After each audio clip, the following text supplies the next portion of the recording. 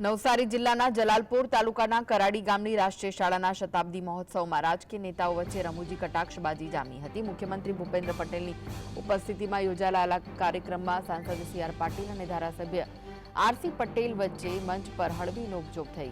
કાર્યક્રમ દરમિયાન ધારાસભ્ય આર.સી. પટેલે પોતાના મત વિસ્તાર જલાલપોરમાં થયેલા વિકાસ કાર્યોનો ઉલ્લેખ કર્યો હતો, જ્યારે કે સાંસદ સી.આર. પાટીલે તેમના પર હળવો કટાક્ષ કર્યો હતો।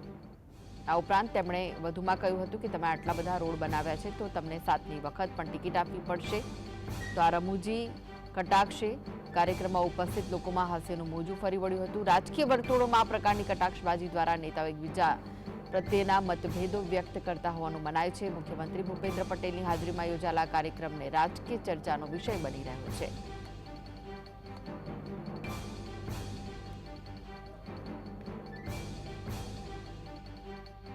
વિસ્તારની અંદર પૂછ્યો ને એક તો રસ્તાની વિસ્તારની કે છે કે અમારે રસ્તો કરવાનો બાકી છે, અને મને ખાતરી છે કે દરેકે દરેક ગામમાં દરેક મોહલ્લામાં આપણા બધાના રસ્તા બની ગયા છે, અને થોડું ઘણું બાકી છે તો બે વર્ષ તો સાથે બનાવીને ચાલતી કે આનાથી કોઈ કહી દે કે રોડ નહીં બનાવ્યો તો રાજ્યમાં આપી દે ના વાઘનો મોં ગંધાય જેવું કોઈ કે અને હજી ના છે।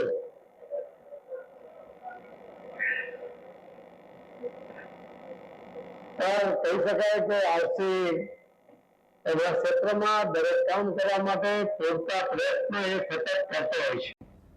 તો આ વિશે વધુ માહિતી માટે જોડાઈ ગયા છે સંવાદદાતા હિતેશ। આર.સી. પટેલ અને સી.આર. પાટીલ વચ્ચે હળવી નોકઝોક જોવા મળી હતી, શું વિગતો છે?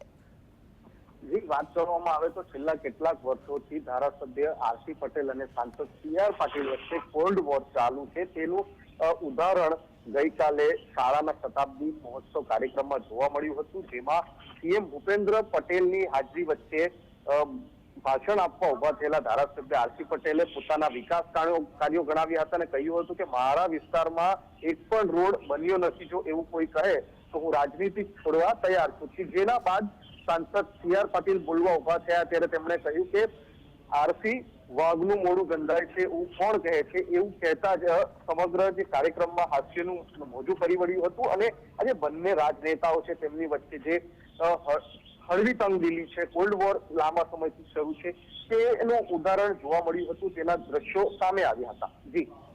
જી, આભાર માહિતી આપવા માટે।